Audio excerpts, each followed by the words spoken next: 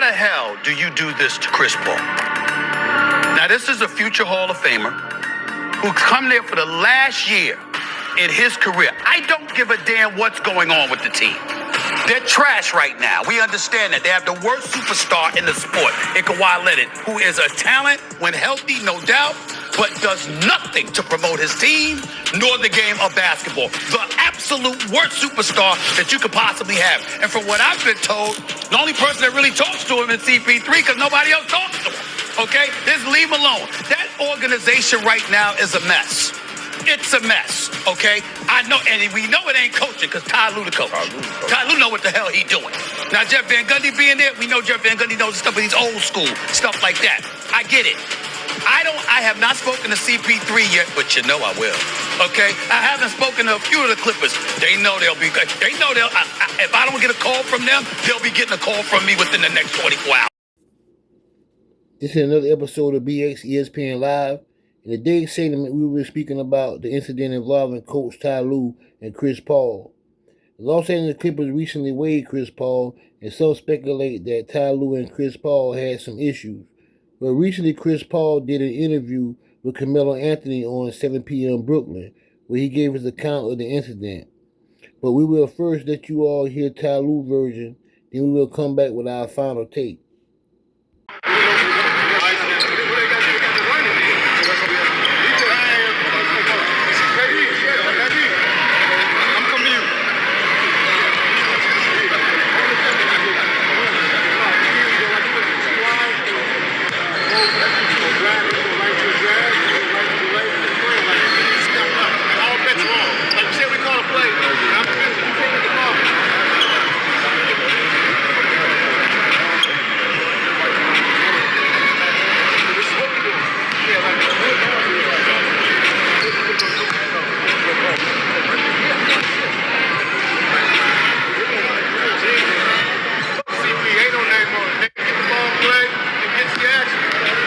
Organization, they made the choice, and so moving forward, we gotta see what we do. We'll see. I don't like it, it just didn't work out like we thought it would, and like I said, I don't like it for CP, but it just wasn't a good fit, and we understood that, and so like I said, it was an organization, they made the choice, and so moving forward, we gotta see what we do. We'll see. That was a clip of Los Angeles Clippers head coach Ty Lue giving his version of the story. We will now play an interview Chris Paul did with Carmelo Anthony, giving his take of what happened with him and the Los Angeles Clippers organization. That thing happened with the Clippers. I don't really talk to nobody, but I talk to Kawhi about every week. You know what I'm saying? If I was that bad, why I'm talking? Kawhi be talking? Kawhi be talking all the time. I hit T. Lue, you know what I'm saying? Like, I love to finish my career here. L. Frank, I hit him. I don't really talk to nobody, but I talk to Kawhi about every week. You know what I'm saying? If I was that bad, why I'm talking? Kawhi be talking? Kawhi be talking all the time. I hit T. Lue, you know what I'm saying? Like, I love to finish my career here. L. Frank, I hit him, said the same thing. Early in the season, Lawrence Frank sent me an article about how great my leadership was. An article I had never seen. He texted it to me saying, man, this is great leadership right here. I was extremely grateful. You saw I was emotional. Yes, absolutely. When I went back, I knew it was going to be my last year and I was getting to play in front of my family. How did it get to that point where it ends so just abruptly? I still was grasping, trying to figure out how it got to that. I believe in communication. During training camp, I talked to one of my teammates for a little while, and then as soon as I went in the meal room, somebody came and told me like they didn't want me giving players advice. I told them, I was like, you were my assistant coach, I know you. But it was just a lot of back and forth. So as we can see, there was some type of issue that went down with Ty Lue and Chris Paul. And for Ty Lue not to want to speak to Chris Paul says a lot. And you can look in the clip, you can see even some of the players laughing and kind of smirking as Ty Lue was speaking back to James Harden about what CP3 had said to James Harden. And Ty Lue, you would think that him being a veteran coach that he is, and Chris Paul being the veteran player that he is, both of those individuals playing the point guard position, that they will find a way to come and jail together to make this work for the betterment of the organization. And if I had to truly weigh in on this circumstance, I would have to say that I would weigh more to Chris Paul, being the fact that Chris Paul is a veteran. He was drafted by the organization, at least played for the organization, I would at least say it. He wanted to go back there and also finish reuniting with his family and spend his last years of the NBA with the Clipper organization.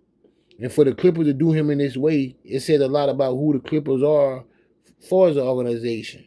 And we know throughout the years in the past, we have heard a lot of things about the Clipper organization, going as far as back as some of their previous owners who made racial slurs towards African Americans and etc.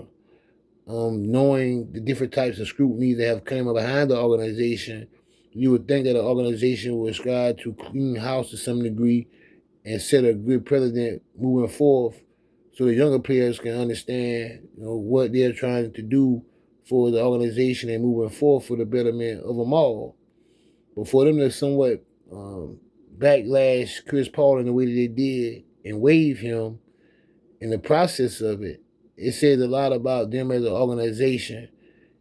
And from that respect, to see Ty Lue not be able to put his pride down, or at least somewhat put his ego to the side and still try to coexist with CP, knowing this is one of the last and most important years of his career, you would think that he would want to honor that.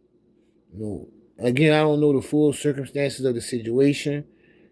There are speculations that they had issues with how Chris Paul was traveling to come in and somewhat run the organization or run the team, and Ty Lue, being that he is a veteran coach, was telling the players that he's the coach of the team, and for them to listen to his horn, right? So there had to be some type of ego that started to conflict there. However, I feel that Ty Lue could have at least tried to work through it, being the fact that he notices his last year, and they both are so-called African American men. So to see them going at it in that way, and then for them to do Chris Paul the way they did him, and in this interview you can even see that Chris Paul is still hurt by it, being that he done dedicated over at least 20 years or so into the NBA, and did a lot of great things he did for the NBA brand. You would think that they would have came in as an organization, a fraternal hood as a whole, and still find ways to allow Chris Paul to still be a part of the NBA. But for him to push him out in that way, it says a lot about the NBA. It also kind of reminded me of how they started to do Carmelo Anthony on the end of his career, when they started to blackball him and started to say that he was getting old and he wasn't fit for the modern NBA. And as we see that the modern NBA is set around just how Carmelo Anthony's style of play was. But for some reason, Carmelo wasn't good enough to play for these organizations at the end of his career. It makes you wonder if there's a conspiracy that goes on where they start trying to push certain players out, opposed to actually striving to rally around them and allow them to get the respect that they deserve as they start to go towards the end of their careers. So it's sad to see some of this going for some of these players who have dedicated so much time to the cause, and then all of a sudden they get pushed out like they never had any value at all. Needless to say, how do you all feel about this topic? I ask that you all please don't forget to hit the like, and please don't forget to hit the share button, as well as you have anything that you would like to say. Please don't forget to leave your comments in the comment section. I will give you all an update if anything else come up on this topic. I do thank you all for tuning in. Until next time, family. Peace.